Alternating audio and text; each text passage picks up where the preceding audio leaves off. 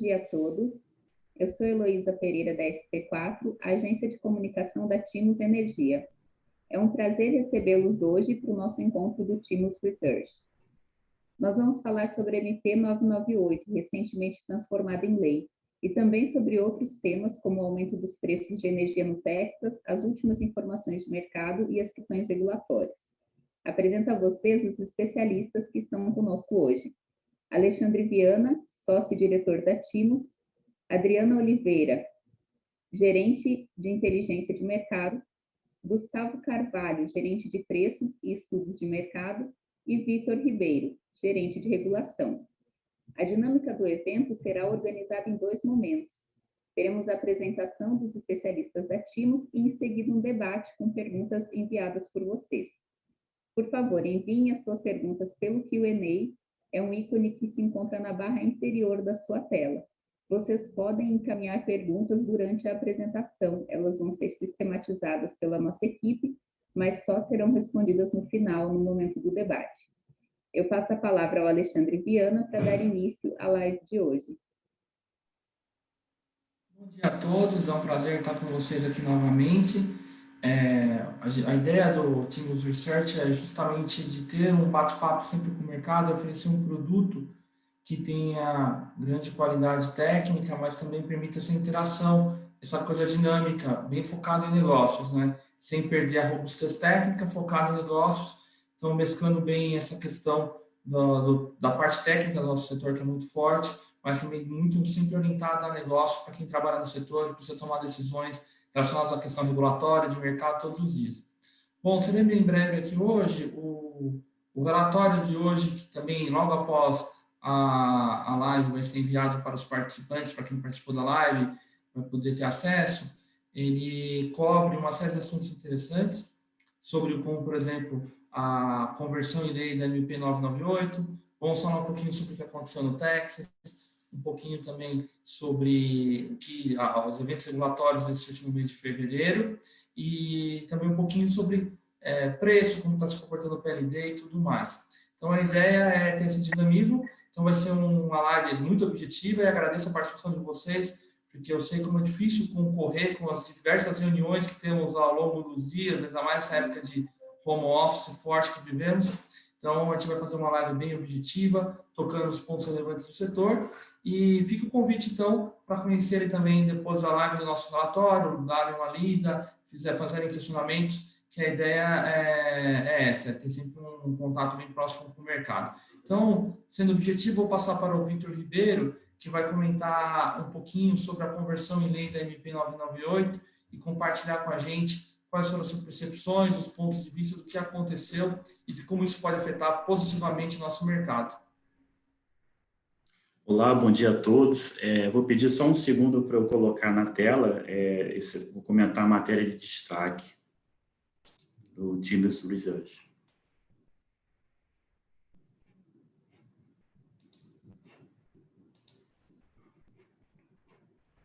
Vocês estão vendo minha tela? Sim. A matéria de destaque, né, nós comentamos, como o Alexandre comentou, a Lei 14.120, ela foi publicada 2 de março, ela foi a conversão da medida provisória 998, e a Lei 14.120, ela é uma mini reforma do setor elétrico, tá? Um movimento de correção, né, desde a MP 579, traz algumas correções, parecida com a medida provisória 1031, que também é objeto desse relatório. Eu convido todos vocês a lê-lo. E, de maneira direta, assim, a Lei 14.120, ela é uma mini-reforma porque ela fez alterações em 9 leis. E tem vários itens aqui que vamos comentar brevemente, tá? A lei, ela trata sobre a fase de transição do fim do desconto da fonte incentivada, que é a redução da tarifa de TUS, de TUS.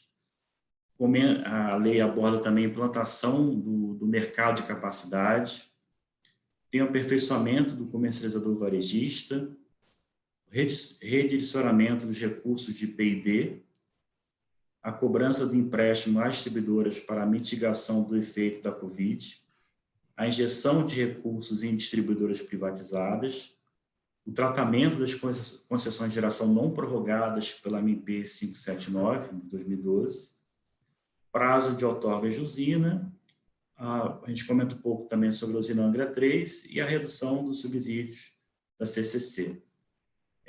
Esse primeiro ponto, que é sobre o fim do... seria um phase-out, né, um período de transição para o fim do benefício do subsídio de redução da TUJ. É muito interessante que o artigo, quando você lê, traz algumas interpretações interessantes e a gente vai expor o nosso ponto de vista. A primeira questão é que eles colocam uma fase de transição, então, será possível solicitar a outorga para novos empreendimentos ou para o aumento de capacidade até 2 de março de 2022. Então, a fonte que pedir outorga de um novo empreendimento ou aumento de capacidade até 2 de março de 2022 vai ter o direito ainda de redução da TUJ por todo o período da sua outorga. Após isso, não terá mais. E tem uma outra condição, esses empreendimentos, novos empreendimentos ou aumento de capacidade, eles precisam entrar com todas as unidades geradoras até 2 de março de 2025, são 4 anos contados da publicação da lei, que é 2 de março. E aí, para isso que eu comentei, é aplicado para as seguintes fontes: para as hidráulicas de 5 a 30 MB mantidas características de PCH, as hidráulicas abaixo de 5 MB, a solar potência injetada menor que 30 MB, a eólica potência injetada também 30 MB, biomassa potência injetada abaixo de 30 MB, cogeração qualificada, e tem uma novidade trazida pela lei, que foi a inclusão das usinas movidas a resíduos sólidos urbanos e rurais abaixo de 30 MB. Então, essas usinas, elas também entram nessa regra, vão ter que pedir a outorga, né, até 2 de março de 2022 para ter direito ao desconto da TUJ, e as unidades geradoras entrar até 2 de março de 2025. Entram também nessa regra tanto a solar, eólica, biomassa, acima de 30 e menor que 300, que são leiloadas em leilões regulados. Biomassa também entre 30 e 50.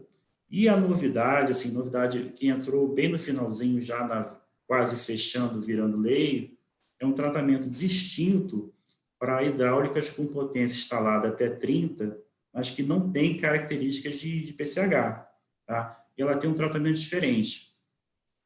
Essas usinas, elas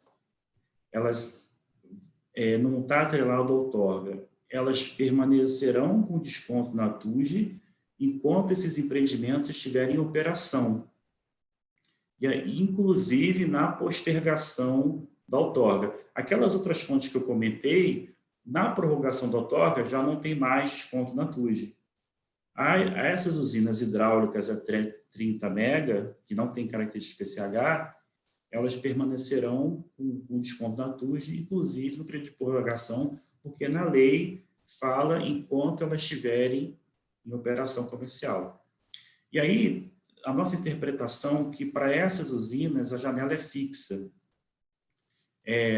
Se essas usinas, que são as hidráulicas abaixo de 30, pedirem outorga, e a lei não está exatamente clara se é solicitar outorga ou obter outorga, tem um pouco de diferença.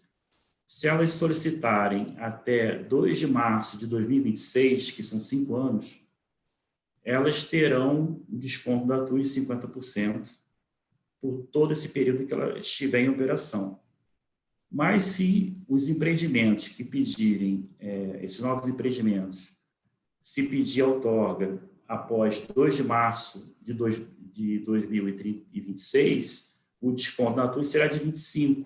Então, a nossa interpretação é que as faixas de desconto são fixas, né? E, claro, assim, os empreendimentos que pedir após 2 de março de 2031, que são 10 anos contado da lei, já não terão mais esse desconto na TUJ.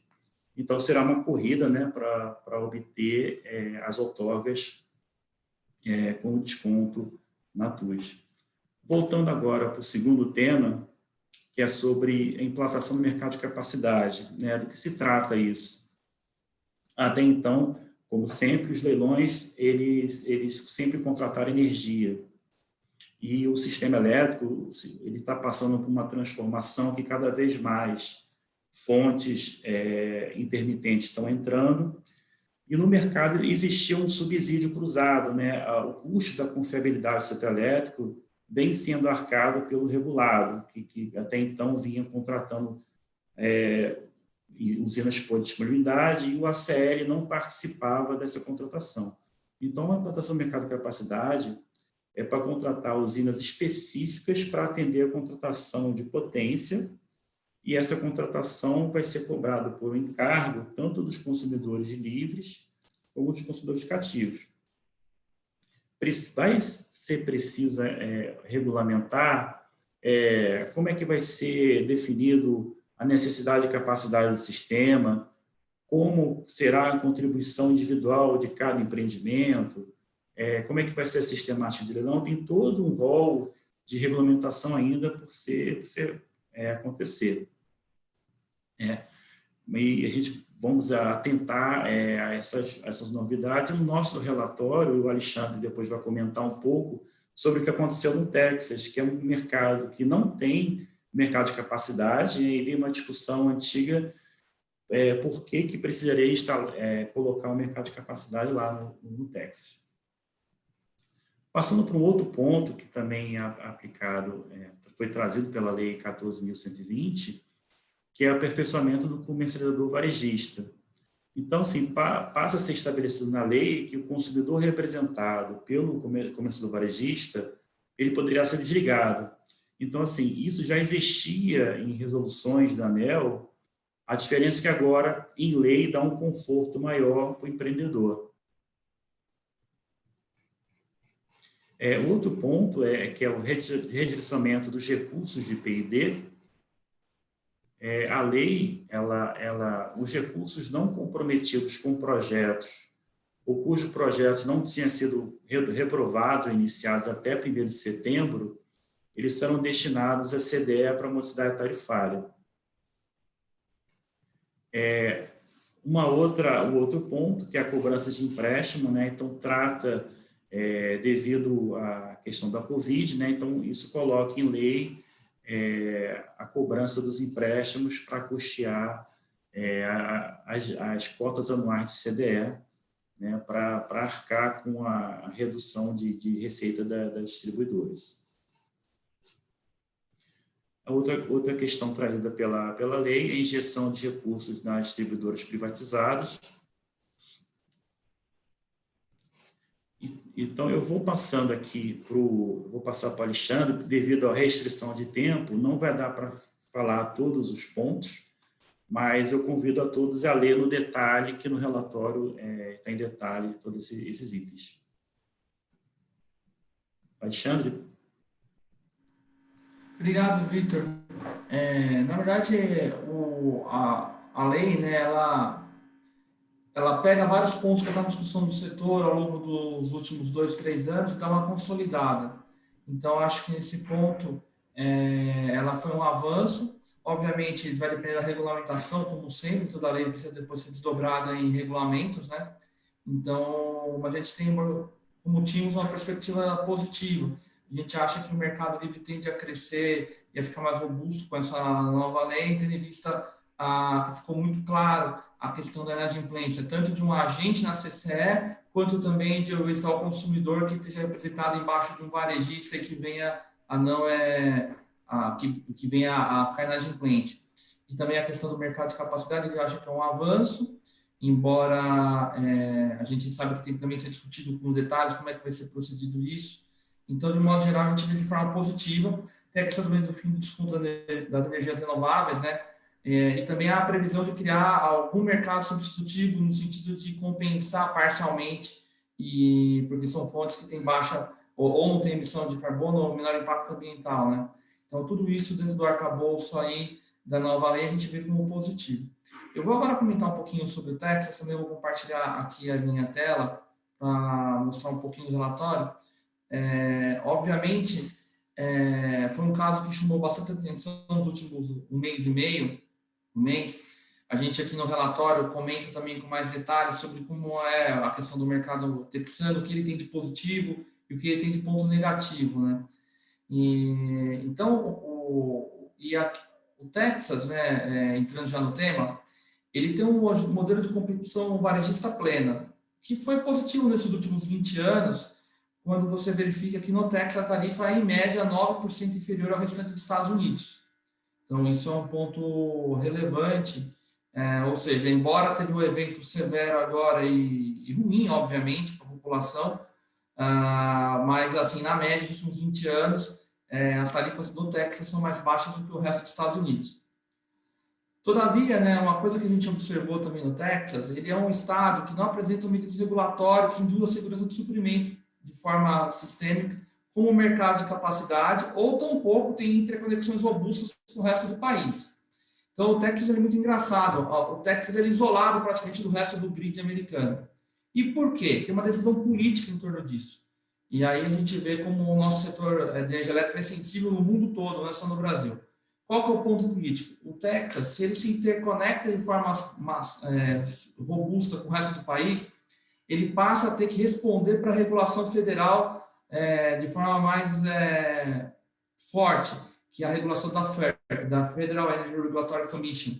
Então, lá nos Estados Unidos, como uma federação muito forte, essa figura federativa, cada estado tem sua liberdade de regular, mas quando há uma conexão entre estados, aí você tem que obedecer uma série de regramentos da FERC. Então, para evitar esses regramentos da FERC, o Texas ele optou, ao longo do tempo, de não interconectar com o resto do país. Se mostrou uma decisão equivocada quando aconteceu esse evento severo agora no meio de fevereiro, da nevasca, onde a demanda por energia em gás natural subiu substancialmente. No caso da energia elétrica, a falta de conexão fez com que o estado não tivesse como importar a energia de outros estados. E o Texas é o que a gente chama ainda de uns últimos mercados puro sangue em termos de energia, no sentido de só ter o preço spot como indutor de novos investimentos, ou seja, você não tem um mercado de capacidade, um mecanismo de leilão central, algo para contratar energia visando a segurança de suprimento. Você crê que a segurança de suprimento se dará via um preço spot elevado, numa linha bem microeconômica, bem purista, de que o preço seria suficiente para trazer todos os recursos. Eu, particularmente, sou muito defensor que o preço tem que ser a principal driver do mercado de energia, mas ele não, na minha opinião, o mercado de energia em nível mundial apresenta falhas naturais, como a baixa disposição do consumidor no tempo real de reduzir o consumo em situações de estresse, mesmo que o preço esteja alto. Então, tem uma série de... A energia ainda não é estocada na forma de energia elétrica, você pode ter baterias, mas na forma de energia elétrica pura você não tem, você estoca o combustível. Então, tudo isso leva, e mais outras questões regulatórias a nível mundial, leva a ter falhas de desenho de mercado naturais de energia elétrica.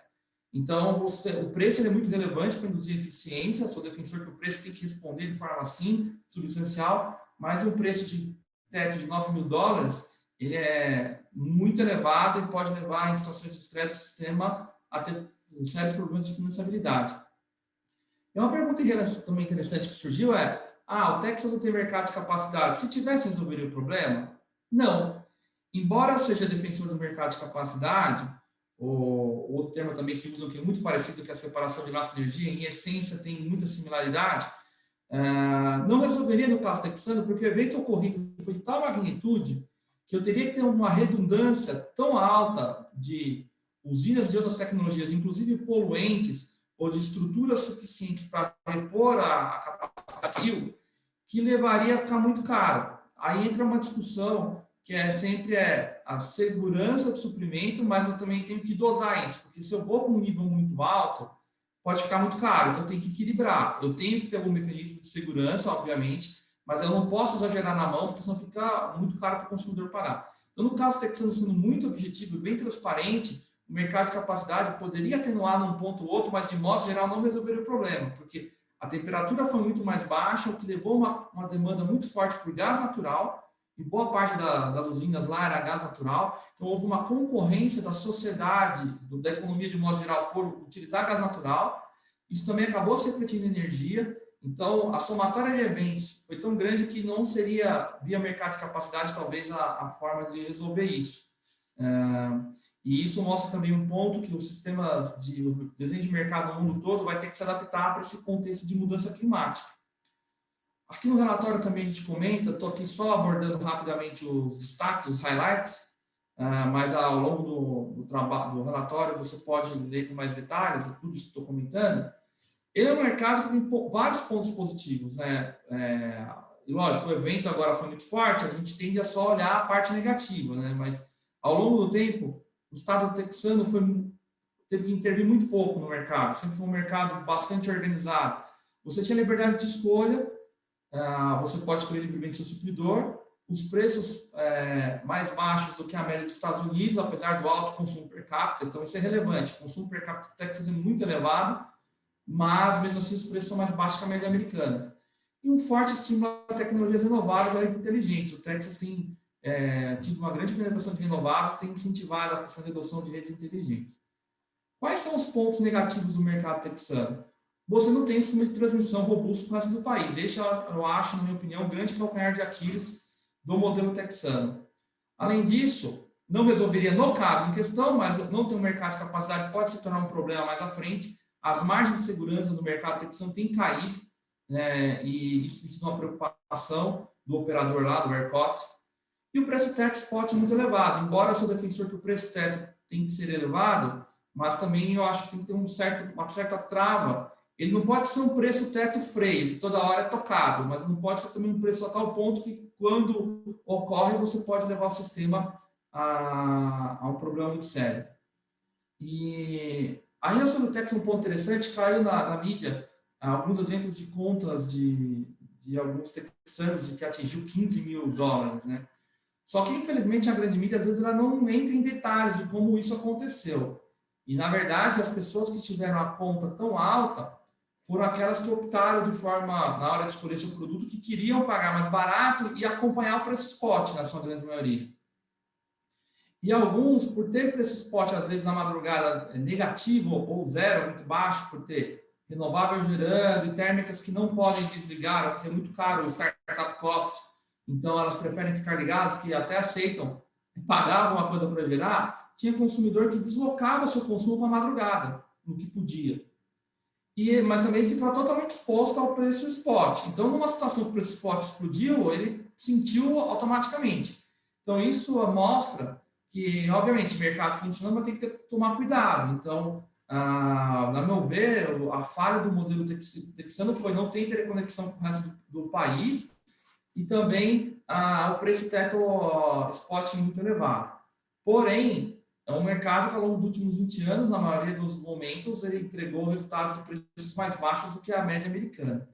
E aí, a mensagem geral que eu queria dar dessa parte da nossa abordagem sobre Texas, o relatório entra em mais detalhes, é preciso também evitar a tentação de alegar que o mercado competitivo é ruim, porque qual que é a tentação que se fica, né, dos dois extremos? O mercado resolve tudo e eu não tenho que ter nenhuma regulação, do outro lado tem que ser tudo regulado e eu não tenho que ter liberdade de escolha. Os dois extremos são ruins. Eu sou praticamente um defensor que você tem que ter liberdade de escolha, mas é necessário, sim, alguns mecanismos regulatórios para corrigir falhas de mercado.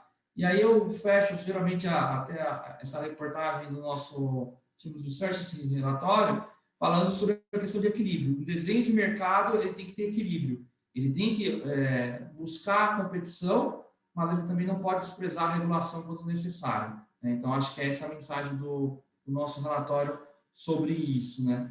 Então, eu convido vocês a lerem, vai ter mais detalhes para quem puder ler. A gente também, nessa edição, colocou bullets para quem estiver muito ocupado, só quiser ir direto ao ponto e tentar entender o que fala cada mensagem, mas eu creio que a gente conseguiu cobrir no relatório o que é a realidade do mercado texano, lógico, sintetizada, indo direto ao ponto sobre o que tem de bom e o que tem a melhorar nesse mercado. Bom, na linha da objetividade, para a gente ter tempo para responder perguntas e compartilhar um pouco mais, vou passar para a Adriana, a nossa head gerente executiva de estudos de mercado, também de inteligência de mercado. Então, ela vai comentar um pouquinho sobre o relatório, sobre a parte de regulação e também sobre inovação, fazer um overview do que a gente está abordando, para depois a gente também ir para as outras partes do relatório. Bom dia. Eu separei alguns temas importantes. Lógico que no relatório ele está todo completo, né, com toda a regulação do mês de fevereiro. Só vou falar alguns temas que eu separei, porque senão ficaria muito extenso. O primeiro tema são os leilões, né, de 2021. Então, eu trouxe a consulta pública 04 de 2021, que é para o edital do leilão A-3 e A-4 de energia nova. O prazo de contribuições é do dia 11 de fevereiro ao dia 29 de março. Então, esse é um lembrete. A EP terminou o cadastramento, né, dos leilões de energia existente A-4 e A-5. Para o A-4 foram cadastrados 70 projetos, num total de 33 gigawatts, e o A-5 com 79 projetos, com 40 gigawatts cadastrados. Já no A-3 e A-4 de energia nova, o A-3 teve 1.501 projetos cadastrados, com 55 gigawatts, e o A-4, 1.787 projetos, com 64,6 gigawatts cadastrados. Os grandes destaques, como sempre, né, do A-3 e A-4 foram as eólicas e as solares. Foram 700 projetos eólicos com 22,7 gigawatts e 1.050 projetos solares com 41,8 gigawatts cadastrados. E os dois grandes estados também são a Bahia e o Rio Grande do Norte. Outro tema que eu trouxe relevante foi a publicação da MP 1031. Ela foi publicada no dia 23 de fevereiro e fala sobre o processo de privatização da Eletrobras. Não vou entrar em detalhes, vou falar só os tópicos principais. A privatização vai ser executada na modalidade de aumento de capital social. O BNDES será o responsável pela execução e acompanhamento do processo. O prazo de emendas se encerrou no dia 25 de fevereiro e o texto recebeu 570 emendas. Tá? E a SMP tem validade de 120 dias, né, para ser aprovada e sancionada pelo presidente. Outro tema relevante foi a tomada de subsídio 011 da ANEEL, fala sobre a inserção de sistemas de armazenamento, inclusive a usinas reversíveis. O artigo está completo no relatório na parte de inovação, tá? Só vou falar um breve resumo. Ela visa a contribuição para adequações regulatórias para a inserção de sistemas de armazenamento no sistema brasileiro. Assim, com a mudança da matriz energética no mundo inteiro, isso é um tema que se tornou relevante, exatamente por causa da transição energética de combustíveis fósseis para energia renovável e também a diminuição do consumo de combustíveis fósseis nos veículos, né, para a transformação para os veículos elétricos. Então, o grande desafio do futuro é a preservação da segurança e operação dos sistemas como um todo, e além de mercado de capacidade, também tem um tema importante, o armazenamento dessa energia. Hoje, o que tem já relevante são as usinas reversíveis, no mundo já existe, no Brasil existem, mas não estão funcionando como reversíveis, e as baterias, que ainda estão numa fase mais embrionária, né? Não são ainda comerciais, mas também é uma modalidade de conservação de energia. É isso que eu trouxe hoje. Alexandre? Obrigado, Adriana, pelos highlights, né, do que cobre o relatório. Sobre a questão da privatização da Eletrobras, é um ponto muito relevante para o setor elétrico brasileiro. A Eletrobras é um player central no nosso setor, né, em termos de capacidade instalada, transmissão, então eu creio que se a privatização ocorrendo, ela seria muito positiva em termos de o Brasil ter talvez aí uma empresa com capacidade global o Brasil também tem um player global aí investindo na América Latina e talvez em outros países no futuro, além, logicamente, de ser um player relevante, mais do que relevante internamente. Então, eu creio que seria muito positivo se acontecesse a privatização da Eletrobras. Como a própria Adriana falou, já tem uma série de emendas, é um desafio, porque é um assunto muito polêmico, e quem já estudou sobre assuntos de mercado de energia elétrica em nível mundial, toda a privatização de grandes empresas nacionais como a Eletrobras é um assunto polêmico, não é um privilégio do Brasil. Então, não me surpreende. E questões que vão ser muito relevantes, tanto para a aprovação dela, quanto também para o mercado precificar as ações, a questão da Golden Share, em que momento o governo entra com Golden Share ou não, em que tipo de decisão ele vai ter esse direito à Golden Share. Então, a lista de investimentos que vão ter que ser feitos pela Eletrobras, obviamente, a gente acredita que o Congresso vai pedir que eles sejam até mais elevados, é natural isso, porque é um player relevante regionalmente no Brasil também. E sobre os demais itens que a Adriana comentou, a questão dos reversíveis e baterias, mostra uma palavra que o João Mello, nosso presidente CEO, ele sempre fala que a regra do futuro é flexibilidade, né? A palavra do futuro é flexibilidade. Flexibilidade vai ser pivotal, vai ser em qualquer sistema elétrico em nível mundial. No Brasil será diferente. Então, a gente tende a ter um sistema bem menos centralizado, bem mais descentralizado no futuro, com redes bem mais complexas de administrar. E em alguns trabalhos que a gente tem feito para alguns clientes, a gente tem estudado isso, ou seja, a tendência do futuro do setor elétrico é a regulação ter que ser também mais flexível para acomodar bateria, carros elétricos, uma série de coisas. Eu vejo de forma positiva quando a gente já vê a ANEEL, o Ministério, a EPS, sinalizando melhorias na regulação, desenho de mercado nesse sentido. Tá? Eu sei que fica para o final as perguntas, mas eu vi aqui no chat um ponto interessante sobre a apresentação. Na verdade, se a apresentação vai ficar disponível, na verdade, a gente vai disponibilizar o relatório na íntegra, tá?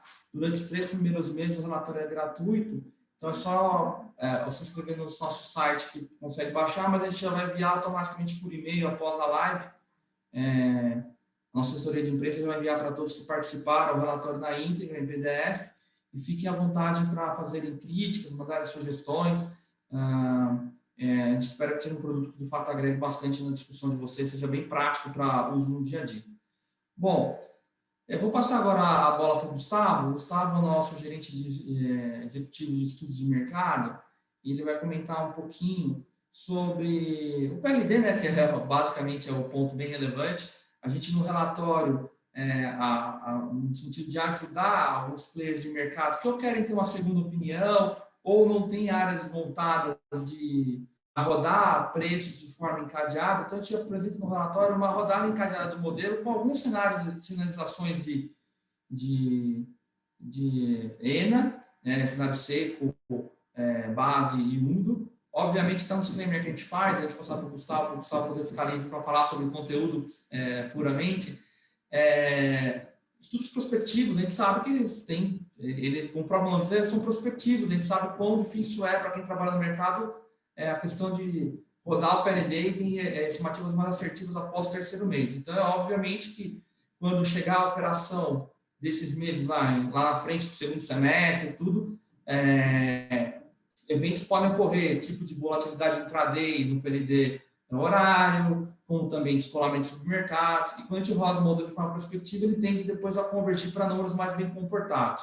Então, a gente vai mostrar, no relatório tem lá uma rodada de New Wave Decomp clássica, que é mais um subsídio. A gente, obviamente, sabe que é só um direcionador e que a gente está fornecendo ao mercado como uma forma de ajudar para quem quer ter uma segunda opinião ou para, eventualmente, alguma casa que não tenha isso já desenvolvido de rodar prospectivo. Bom, passar então para o Gustavo. Falei tudo escreve, passar para o Gustavo comentar um pouquinho do relatório nessa parte de preços. Perfeito, Viana. Bom dia, pessoal. Assim como a Viana falou, né, de fato, o objetivo das rodadas encadeadas aqui no relatório é dar uma visão mais de médio e longo prazo, né? A ideia é dar um cheiro das tendências do preço, né? E não servir como input para trading ou para mais curto prazo. A gente, aproveitando o gancho, né, nós tínhamos grande parte do nosso trabalho dentro da área de preço e estudo de mercado para os clientes que fazem parte da nossa carteira nos contratam para fazer previsões de preço. Inclusive, a gente tem feito muitas previsões de preço horário, do modelo D100. A gente começou a estudar bastante isso justamente no período sombra, né? Até um pouco antes da entrada do período sombra. Então, a gente tem muita experiência nisso e a gente fica 100% à disposição dos senhores para discutir esses temas em outra oportunidade, né? De fato, o relatório, o grande objetivo dele é dar uma visão mais macro e o que a gente faz na parte de estudos de mercado aqui do relatório é apresentar o comportamento do PLD horário na live de apresentação do Teams Research que ocorreu no mês passado. A gente aprofundou um pouquinho mais a questão do PLD horário, das motivações, das diferenças, se ocorreram ou não para o PLD semana patamar, né, e do porquê ocorreram.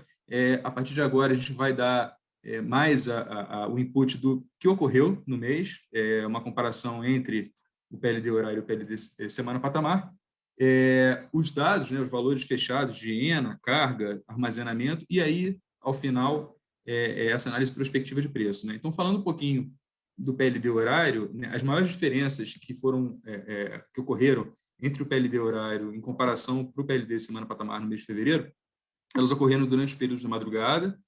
A gente observou reduções que passaram da ordem de R$30 o megawatt-hora, que não é desprezível, né? Em média, a redução dos períodos das manhãs, considerando apenas dias de semana, chegou a 8% do PLD, algo como R$14 o megawatt-hora. E com relação aos períodos das tardes, a despeito da tendência a ser de preços mais altos, né? Quando a gente considera a média do mês, essa tendência não se comprovou. Então, em outras palavras, né, os preços do PLD horário eles foram próximos ao PLD semanal. No entanto, os dias 27 e 28 do mês, eles mostraram um risco que pode se repetir no mês de março, agora. A queda, que risco é esse, né? A queda semanal, do preço semanal via Decomp, quando ocorre, faz com que o modelo D100 tenda a gerar preços ainda mais baixos durante os períodos da manhã. Isso, inclusive, foi observado também no período sombra, né, no ano de 2019 e 2020. E o motivo é que há uma menor carga nesse período e, portanto, o despacho térmico também é menor, reduz. Então, quando a gente observa essas variações para esses dias específicos, 27 e 28, a gente constatou diferenças que chegaram até R$80 o megawatt-hora, uma diferença considerável, né? E com relação aos descolamentos dos submercados, é importante a gente destacar que os limites de intercâmbio no modelo D100 são dinâmicos. Então, o que significa, né? Na prática, isso permite que hajam descolamentos entre os submercados em horas específicas do dia, o que a gente não enxerga, obviamente, nos modelos semana patamar, né? Diante disso, houve descolamento do PLD entre os submercados Sudeste e Nordeste, sobretudo por conta da maior oferta de energia de geração do Nordeste, por conta das renováveis, né? E também no Norte, por conta das hídricas. O que a gente entende é que se não houver mudança do comportamento da ENA que a gente tem observado, que faça o preço subir, é possível, é provável que a gente tenha maiores descolamentos, inclusive, entre os modelos de submercados no mês de março também. Ok? Com relação aos dados realizados em fevereiro, né? A ENA, Energia Natural Afluente, para o submercado Sudeste, fechou em 72% da MLT, é o 10º pior histórico da série, são 33 pontos percentuais abaixo do registrado no mesmo mês do ano passado. O Sul, por outro lado, fechou o mês com 121% da MLT, né? O Sul tem apresentado uma boa performance, é o 20º melhor dado do histórico de ENA, são 88 pontos percentuais acima do mesmo mês de 2020. Já o Nordeste e o Norte fecharam com 42% e 72% da MLT, respectivamente. Tá? Os níveis dos reservatórios eles acompanham essa dinâmica hidrológica. Então, no Sudeste, os reservatórios registraram níveis que atingem 30% aproximadamente da capacidade máxima de armazenamento no mês. São 10 pontos percentuais abaixo também do registrado no mesmo mês de 2020. O Sul registrou 64% da capacidade máxima, são 44 pontos percentuais acima do mesmo mês do ano anterior.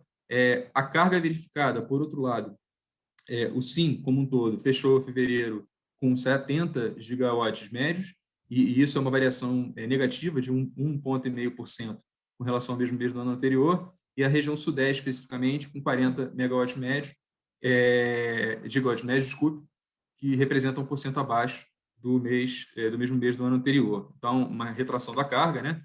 E aí, diante disso, né, para a previsão de médio prazo, como a gente já falou, uma simulação realizada através das rodadas encadeadas dos modelos New Wave Decomp.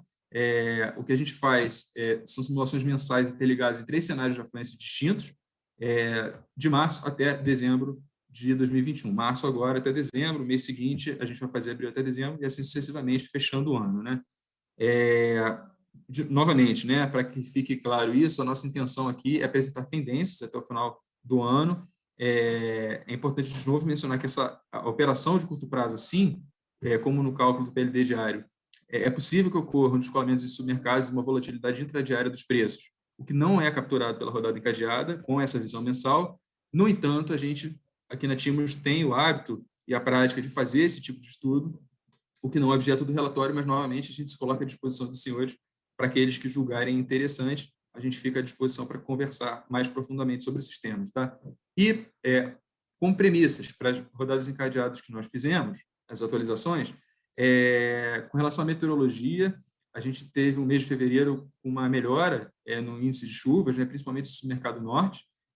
Também para março, os modelos climáticos indicam uma primeira quinzena com uma anomalia positiva nas bacias do sul e sudeste, como o Baixo Paraná e Paranapanema. Com relação ao armazenamento, né, durante os meses de janeiro e fevereiro, nós tivemos também uma melhora no armazenamento do SIM. Nós ficamos com níveis acima de 2019, para a mesma época de agora, né? Porém, a gente ficou abaixo também dos anos de 2016, e o mês de março já iniciou com níveis de armazenamento no mesmo patamar de 17 e 18, e acima do ano 19. Então, nós estimamos o armazenamento do SIM para dezembro, no cenário base, em algo como 29%, sendo o pico do armazenamento observado para junho, com algo como 54% de armazenamentos, o que representa 5 pontos percentuais abaixo do registrado no mesmo período do ano passado. Tá? Com relação à carga, né, os índices econômicos, eles confirmaram a premissa de que os impactos da pandemia do coronavírus estariam mais concentrados no segundo trimestre de 2020. As medidas de combate à crise, o aumento da confiança do consumidor e também o bom desempenho das exportações reduziram parcialmente os efeitos negativos da pandemia nesse segundo trimestre, e o que a gente espera é um crescimento do PIB na ordem de 3% para 2021. Né? No planejamento anual de 2021 até 2025, o INS revisou a carga para cima em relação à última revisão extraordinária de 2020. No entanto, essa revisão ela foi menos agressiva quando comparada com os últimos meses de 2020, e isso resultou em uma projeção de crescimento da carga de 3% para 2021.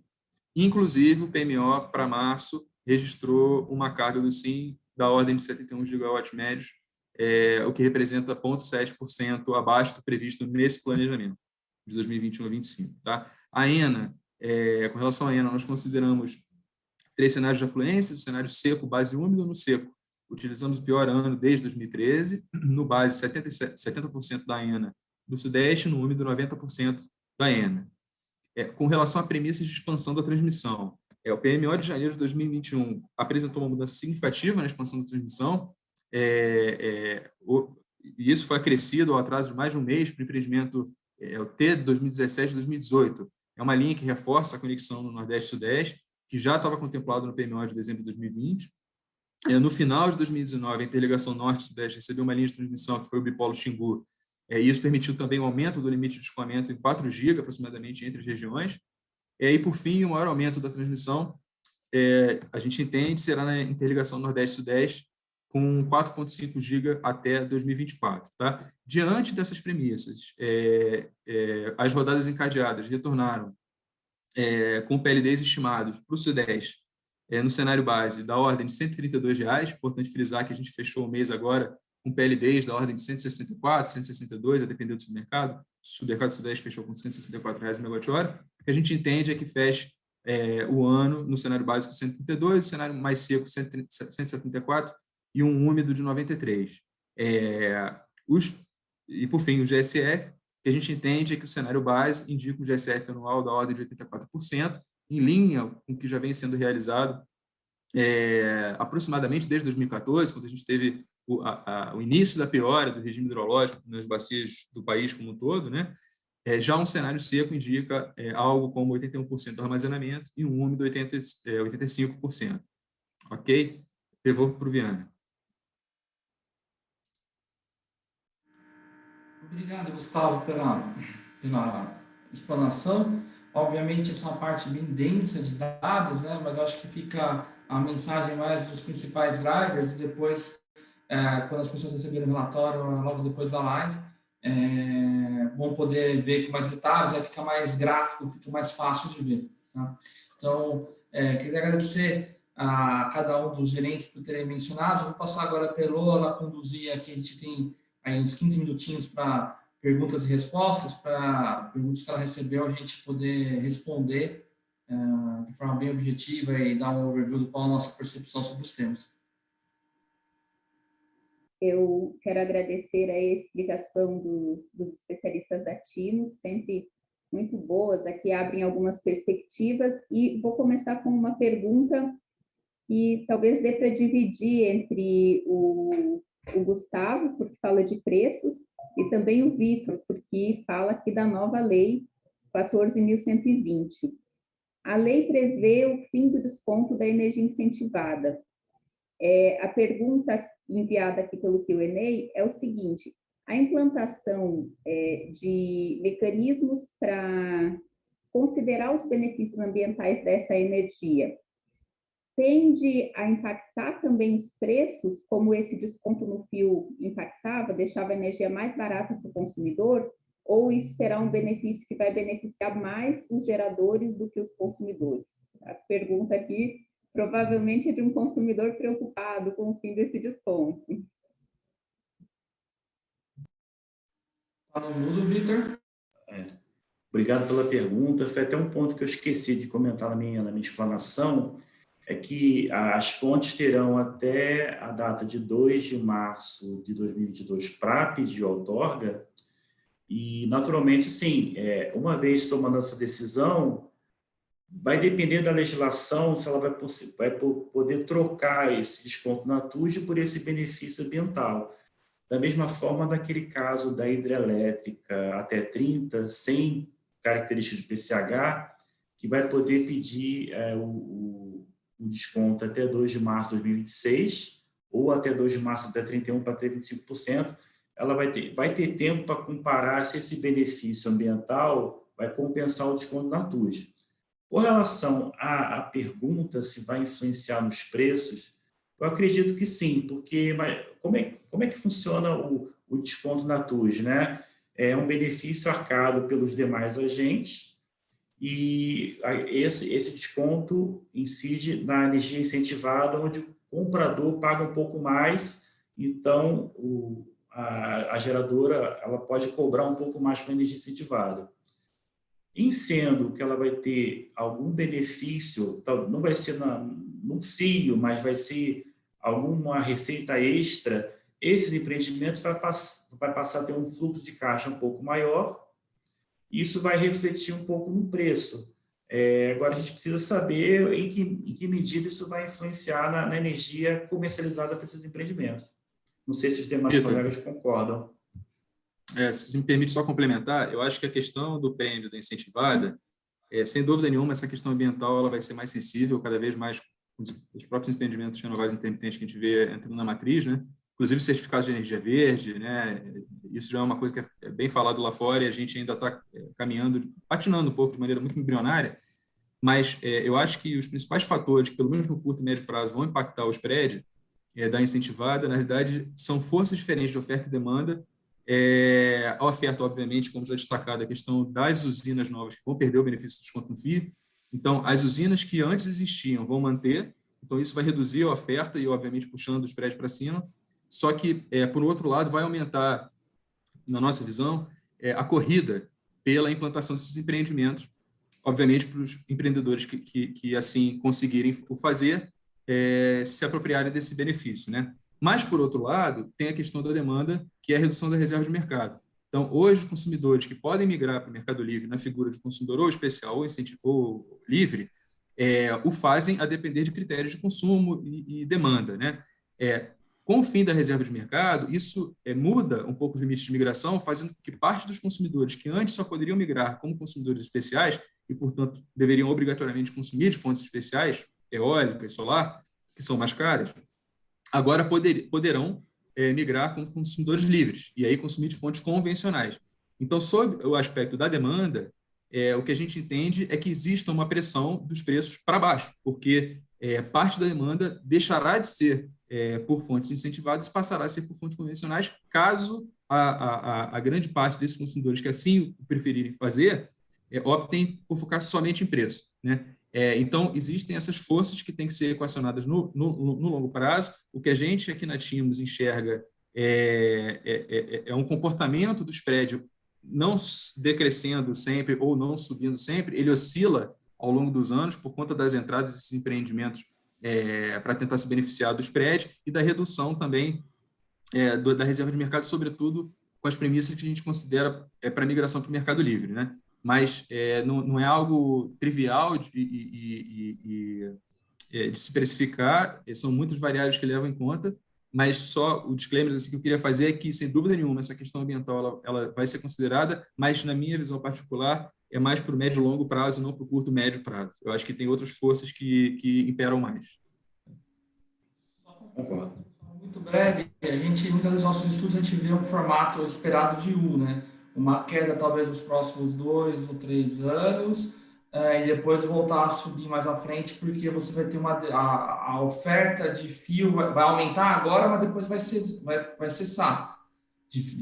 Quando falo oferta de fio, obviamente, de energia com desconto do fio. E a demanda do Brasil vai continuar crescendo. Então, pode ser que depois de 2026, 2027, você tenha até um movimento reverso de subida do preço. Então, obviamente, quando a gente vê curva forte, às vezes o pessoal precifica baixo esse prêmio, o que é natural, porque quando eu estou comprando um contrato futuro, eu estou dando uma proteção, né? Mas a gente entende que não vai ser uma tendência de queda acentuada da energia incentivada. O que vai ser, o consumidor vai ter a opção de comprar. Eu quero uma energia com desconto ou uma energia sem desconto. Ela vai ser uma decisão econômica, que ele vai fazer a conta, se para ele, naquele contexto, é mais barato comprar com desconto no fio ou sem desconto no fio. Vai ser uma decisão econômica. A gente ainda prevê um mercado interessante dessas usinas com desconto no fio e também ver como acertado o fim do desconto, embora, obviamente, foi relevante para o primeiro push dessas tecnologias, agora já estão consolidadas. Eu creio que Vitor, Gustavo e eu conseguimos aí responder a pergunta. Tem algumas pessoas que estão com a mão levantada aqui entre os participantes.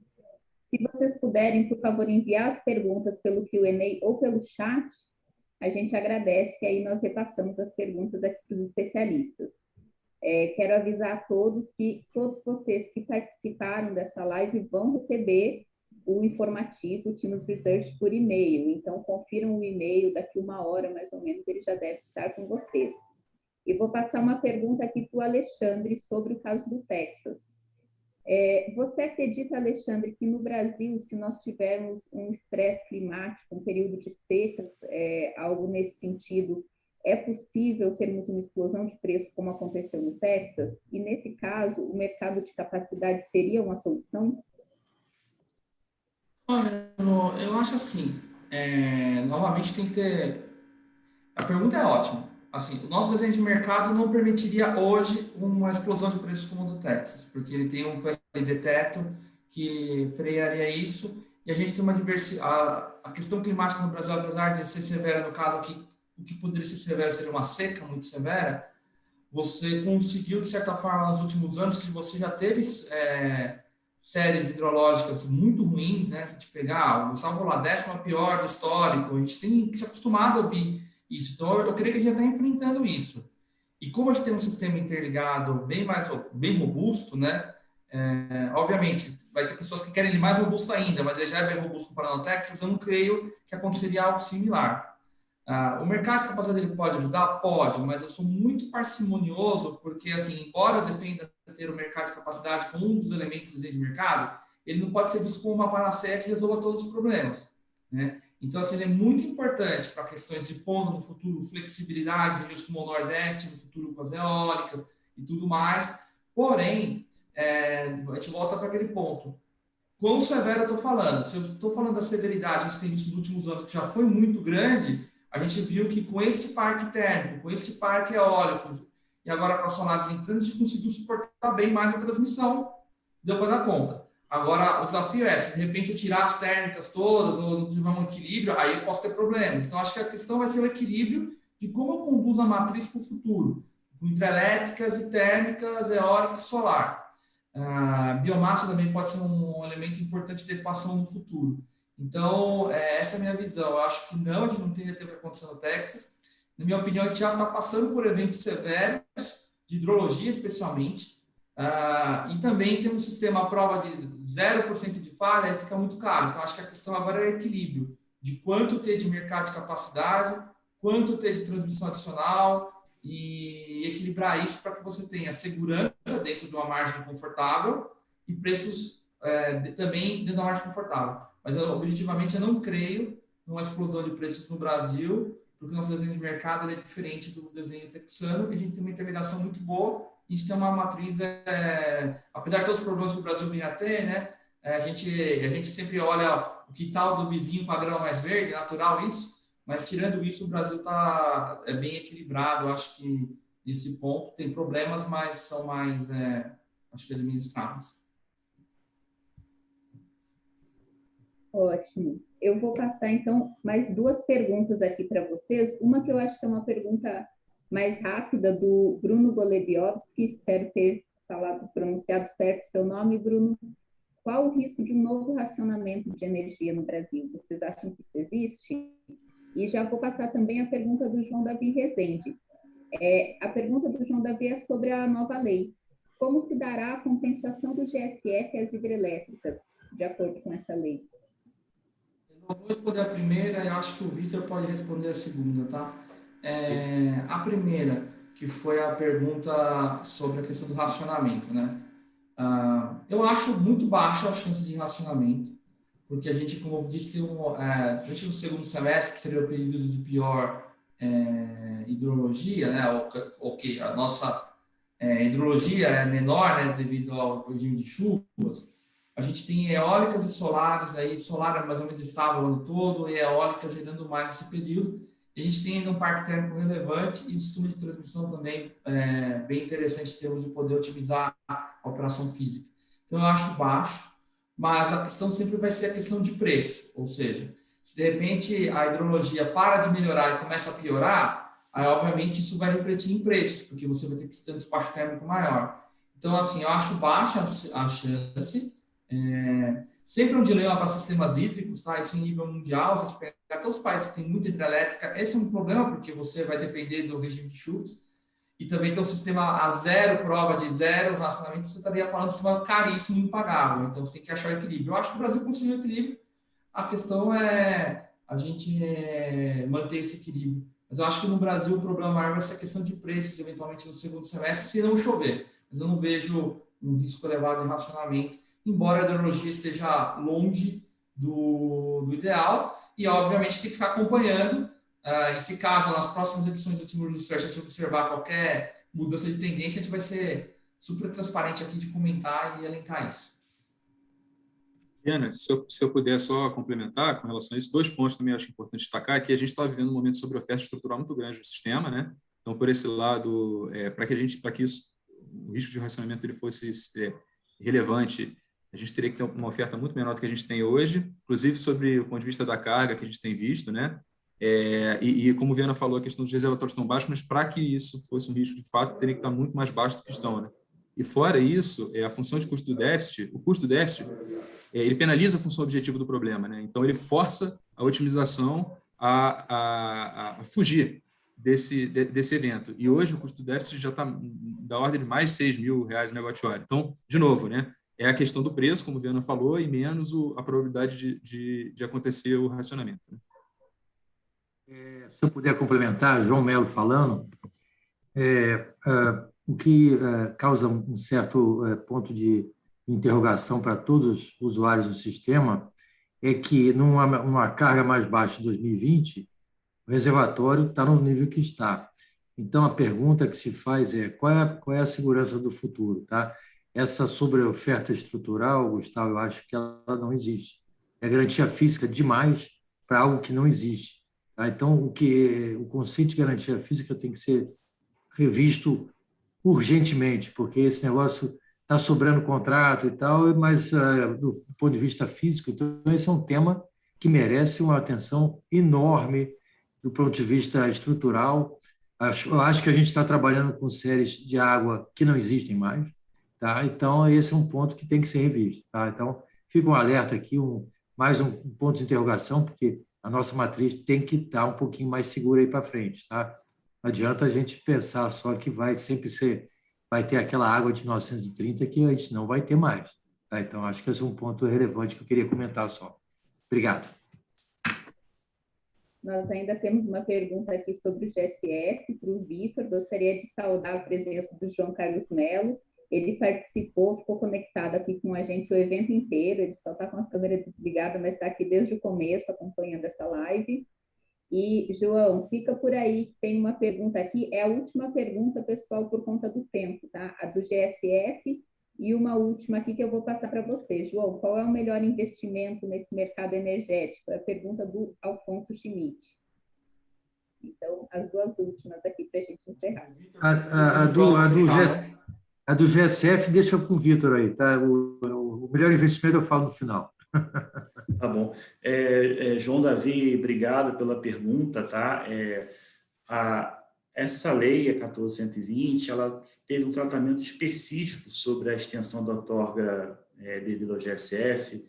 Assim, aqueles agentes que eram concessionários no período de repactuação do GSF lá atrás e que a concessão terminou entre 2015 e 2017, eles terão uma extensão, terão um adicional à concessão, uma extensão de prazo da concessão. Então, entre aqueles que acabaram a outorga entre 2015 e 2017. Como nós conhecemos, você pode mandar uma pergunta, se quiser mais detalhe, a gente pode conversar e a gente explora um pouco mais esse assunto. Bom, o último ponto, qual é o melhor investimento do setor elétrico? Depende do tamanho do seu bolso, né? Eu tenho várias oportunidades aqui. Mas, de alguma forma, do ponto de vista para pequenos investidores, sem dúvida, a geração distribuída é a nova solução e tem uma plenitude para o futuro que eu acho interessante. Está sendo discutida agora a regulação, que afeta muito a atratividade desse investimento, então depende do tamanho. Então, para pequenos investidores, me parece que para pequenos e médios investidores, a GD é a bola da vez, e para aqueles que desejam atuar no mercado livre, as renováveis, com certeza, são as melhores soluções do ponto de vista de novos investimentos, né, evidentemente, para que você tenha uma posição mais forte no mercado livre, que é a nova tendência do futuro do mercado do Brasil, que é a diminuição do mercado regulado e aumento do mercado livre. Portanto, para a atuação nesse mercado, e nada na vida é tão simples, né, que se a gente pudesse alguma coisa sem risco e com mais dinheiro, seria melhor, mas esse é um mercado que tem risco. Então, a gente vai ter que atuar com bastante parcimônia e tudo, mas investimentos em renováveis, eu acredito também pelo tamanho, que é um bom investimento. As grandes obras hidrelétricas já não tem mais o espaço que a gente imaginava, então outra sugestão é grandes usinas termoelétricas, mas aí são investimentos grandes e dependem do suprimento de combustível. Ou seja, rapidamente responder para vocês, seria essa pergunta de quais são os melhores investimentos do setor, do ponto de vista de geração. Não estamos falando de transmissão e distribuição, mas de geração, tá? O Alexandre, se quiser complementar, também fica à vontade. Transmissão e distribuição, o capital requerido é muito grande, né? O risco é menor do ponto de vista de retorno do fluxo de caixa, por ser um segmento muito regulado, com óculos regulatório. Porém, você tem uma questão, lógico, de risco de construção, de completion ambiental, e tem uma questão também do volume de capital alocado muito grande, né? Então, nós estamos falando para grandes players. Então, o que o João falou cabe bem na questão de players menores, que seria a GD, e no caso de geração também alguma coisa de renováveis. Players com investimento de transmissão e distribuição exigem um nível de capital alocado muito expressivo. Aí não estamos falando de pequeno investidor, estamos falando de grandes utilities internacionais ou de grandes investidores em geral. Eventualmente, alguma subestação ou alguma linha menor possa, talvez, um fundo de investimento em interesse, empresas menores, mas grandes linhas de transmissão, geralmente, estamos falando de grandes utilities, e a área de distribuição também estamos falando de um outro tipo de negócio, não é um negócio acessível o investidor, né, João? Só isso que eu queria comentar para encerrar aqui da minha parte. Perfeito.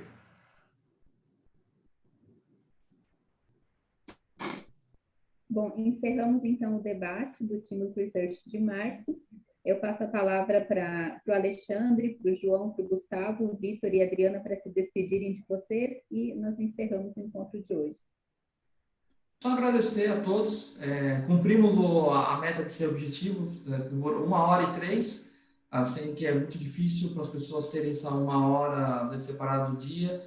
Agradeço a presença e espero que vocês no relatório gostem bastante. Passar para o João falar uma última palavrinha, também os demais, se quiserem dar um tchau. Todo esse nosso trabalho com o Team Research é um aprendizado, pessoal. Evidentemente, a pauta é escolhida por nós, e agora a pauta foi a Lei 14.120, muito interessante, com uma mini reforma do setor, como o Vitor falou. E agora, aí eu sugiro para vocês que têm contatos conosco, através dos canais próprios aí do Team Research, para sugerir pautas do próximo Team Research, tá? Pauta no setor elétrico não falta, a gente sabe disso, mas, de alguma forma, pontos que seriam pontos que a comunidade estaria interessada em debater, e o nosso espaço aqui é para isso. Tá? Muito obrigado pela presença de todos.